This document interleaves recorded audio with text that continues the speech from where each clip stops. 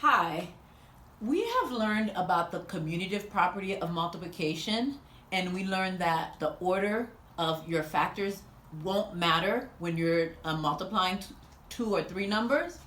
The associative property of multiplication is very similar, and it deals with the grouping of numbers. So let's look at an easy example. So if we have this, and sometime a problem may group two of the numbers together in parentheses.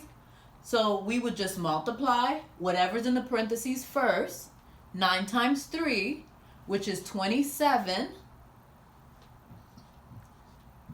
And then we multiply the other number that's not in the parentheses. 27 times 10, we do know that when we're multiplying a number by a 10 or a number or 100, anything that ends in a 0, we can just multiply the numbers. 27 times 1 is 27 and add a 0. Now the associative property of multiplication will show you a different way to group the same digits. So instead, if it looks like this, then what we would do is we will multiply, again, whatever's in parentheses first. 3 times 10 is 30, and 30 times 9, well, still, because 30 is a number that ends in a 0, we would just multiply our numbers first. 9 times 3 is 27, add a 0, and again, 270. So it doesn't matter the way you group the number, you will still have the same answer. So let's try another example.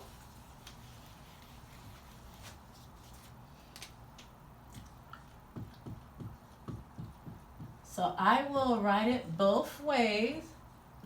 And actually, I will show you the benefit of the associative property of multiplication. So let's say I have 9 times 5, and okay, that's pretty easy. I know my multiplication fact. 9 times 5 is 45. But now I have 45 times 2, and that might be a little bit more challenging. You know, maybe I can't do that in my head, so I would need some scratch paper to multiply it all out and carry and regroup. And that might be a little bit harder. So, but if I know the associative property of multiplication, I know I can use the exact same digits and just regroup the numbers in an easier way. So I can do 5 times 2, which is 10, and 10 times 9, a lot easier than 45 times 2, and that's 90. Well, if this is 90, I also know that this is 90. So I use the associative property of multiplication to help me solve a difficult problem. Let's try another difficult problem that we can use the associative property of multiplication to help us solve. And of course, you can pause the video and try it on your own first, and then you can check to see if your answer is the same as mine. All right, so if you have something like this, again, 4 times 6, okay, this is pretty easy. That's 24. 24 times 3, that's a tough one. So let's try it an easier way. Well, how about if I do 3 times 4, and that's 12, and 12 times 6, that is one of my basic facts. Well, 12 times 6 is 72. Much easier, so now I know 3 times 24 is also 72. All right, so this is pretty easy, right? Let's try another one. All right. And again, you can pause and try it on your own and check to see if you have the same answer as I do.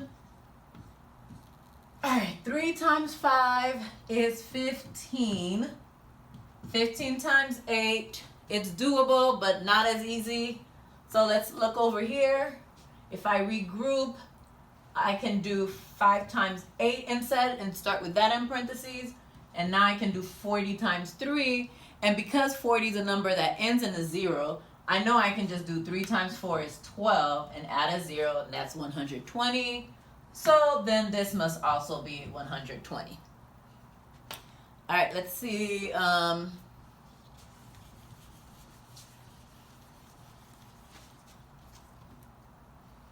We'll try a couple more so you can get the hang of this. And again, you can pause and just try it on your own first.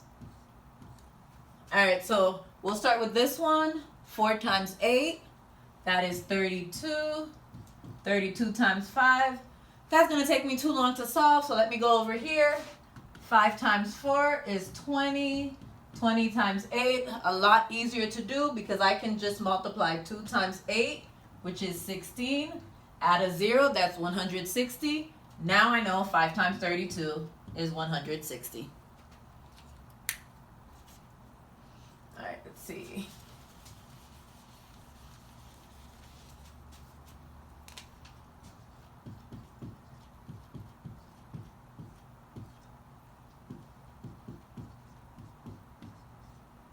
All right, over here, we have 3 times 5. That's 15. 15 times 2. You know, that's a tough one to work out for a lot of people, and that's understandable. So let's go over here, or we can just stick to our basic fact. We regrouped our factors now, and we'll start with 2 times 3, which is 6. And 6 times 5, a lot easier, and that's 30. So now I know that 2 times 15 is 30.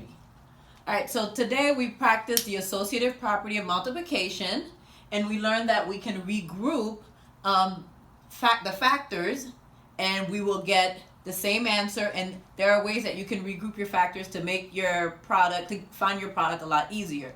And by the way, this also works for associative property of addition. You can regroup the numbers in addition, and a much easier way to get your answer. This will not work with division or subtraction. So I hope this helped, and I'll see you next time. Bye.